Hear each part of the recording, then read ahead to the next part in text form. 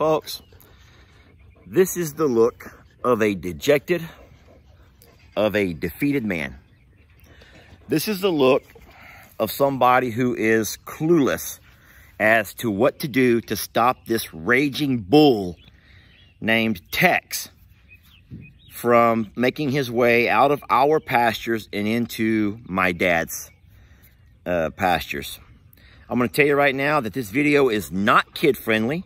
So if you're a kiddo or if you're an adult with a sensitive, if you're sensitive, go watch something else. Just ignore this one. This is not a fun video. Actually, it's very funny. To me, this is probably the funniest video I've ever made. But I have that kind of a sense of humor. And so if you are easily offended, and if you cannot find reasons to laugh whenever life gives you very few reasons to laugh, then just go find something else to do. There's a lot of channels out there. But for those of you that are going to say, Lester, put a bullet in that bull's head, you're on the wrong page, because I'm not going to put a bullet in any animal's head. And for those of you who are going to say, Lester, duh, electric fencing is the key. Put the electric fence around that pasture. No, that's not the answer.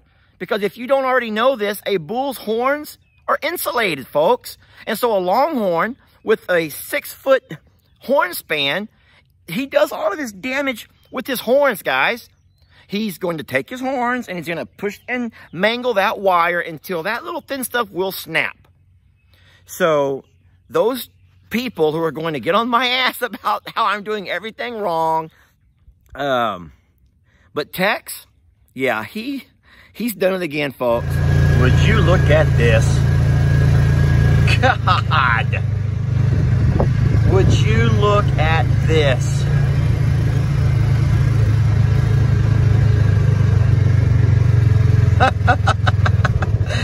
Oh my goodness. Folks, when that bull wants out, oh my God. So I knew that we all know that the gate here is weak, and we've seen him wreak havoc on stuff like this before. So what I did to make sure that there was a barrier between him and the aluminum gate is I put a big X brace using 2x6s, treated 2x6s, knowing that I couldn't come in and out of the gate very easily, knowing that he couldn't push up against the gate either. Well, look what he's done. He's found a way to, I'm guessing, jump over my X brace, which was that you can see how high it was, landing, I'm guessing, on top of the aluminum gate and crushing it. Just crushing it. I don't know what else to do. I don't want to get rid of my bull. I don't want to get rid of the bull. And the good news, if there is any good news to this, for the last 2 days, my new fencing has held him in. That's right. If there is any good news, that my new fencing along this back stretch where he's been trying to get to has held him in, but he's found the weak spot, and it's right here in the gate.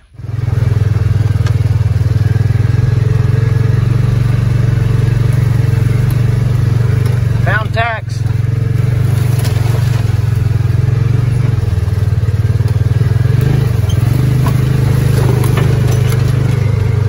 Hey, buddy.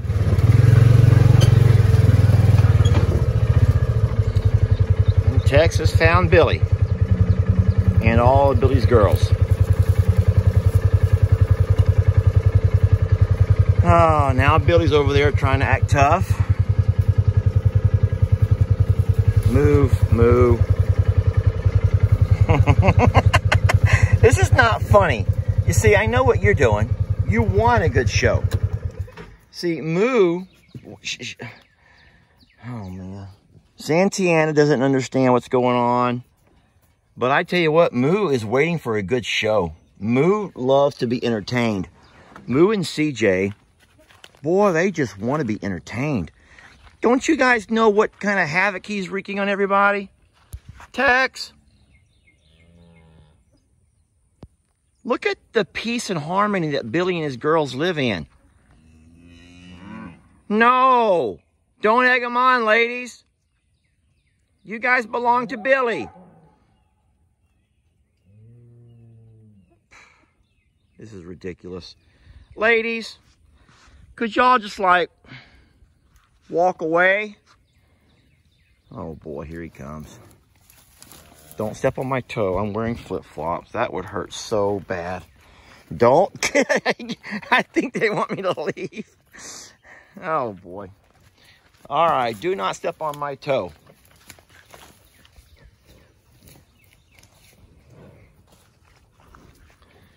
Hey, Billy.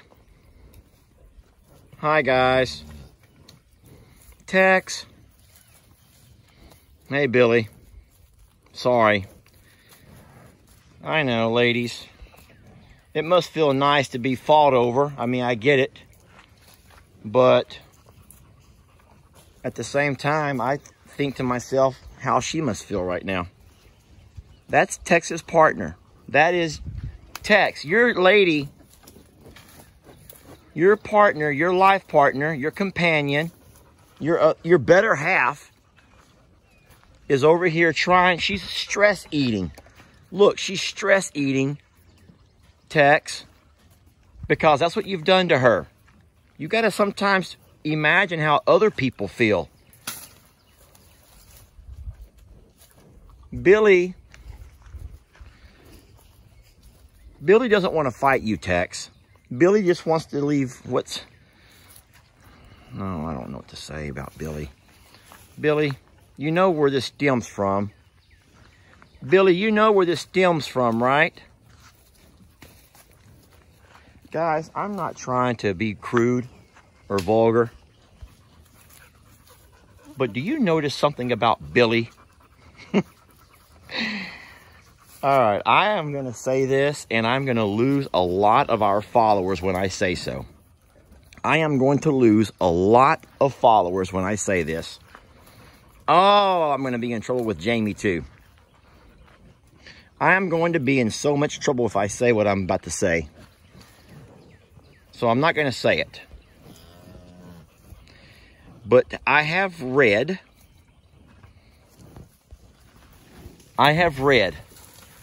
that a man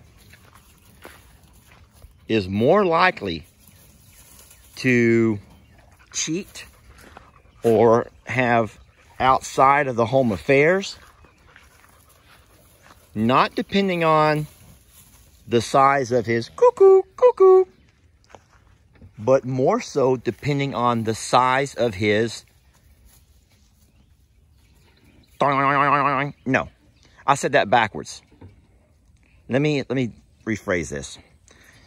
I have read that a man is more likely to have an affair outside of the home. Okay, that makes no sense. I don't know how to say this without making a lot of people offended. But if you look at the size of Billy's doing, doinks. Okay. Doinks. Billy, I'm sorry. I'm trying to see your doinks. They say that is a bigger determinant of whether a man will, or a woman will... Okay, I'm just going to stop this conversation. I'm just going to stop this conversation right now because this is running. I'm rambling on. I'm just going to say it. Okay, listen. This is a crazy stat. This is a crazy stat because no one's going to believe me. But if you don't believe me, you can look it up. And it might be fake news. But they say that a man with large testicles, testicles, is more likely, is a whole lot more likely to run around on his wife or his partner than a man with a large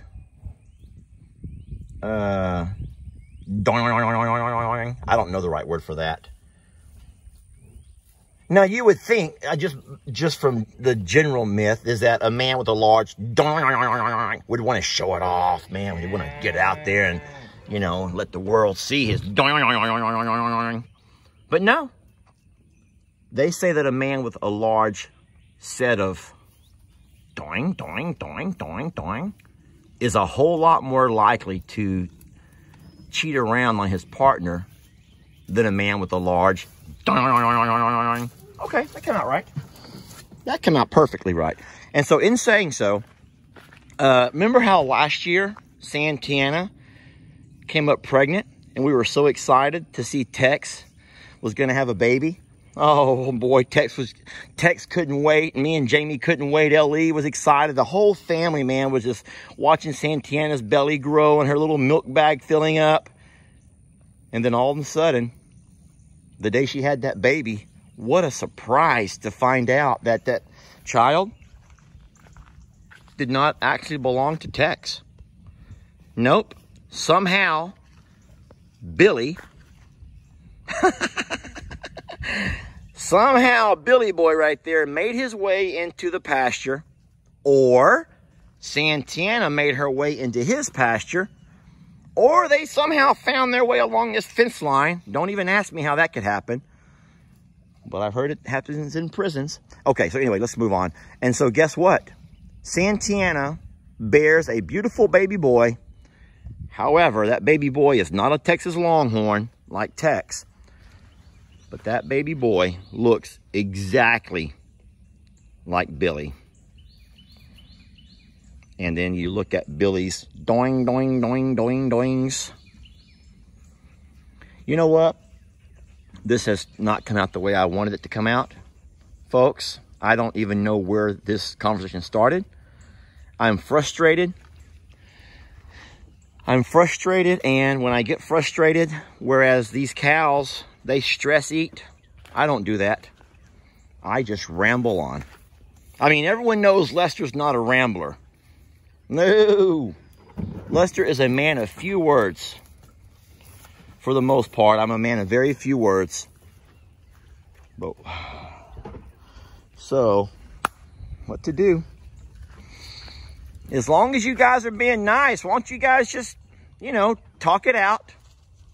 Man-to-man conversations, and then Tex come back home. Because Billy's girls are happy. Tex, I'm sorry to say this, but Billy's girls are not looking to run off on Billy. Because doing. That was so mean. I'm sorry, Tex. I'm sorry. Oh, that hurts Tex's feelings. All right, guys, let's go home. Y'all ready? Come on up and I'll feed you. You want to come up and I'll feed you? Yeah. Come on, Maggie. Let's go. Come on, Maggie. What do you do, folks? Ah.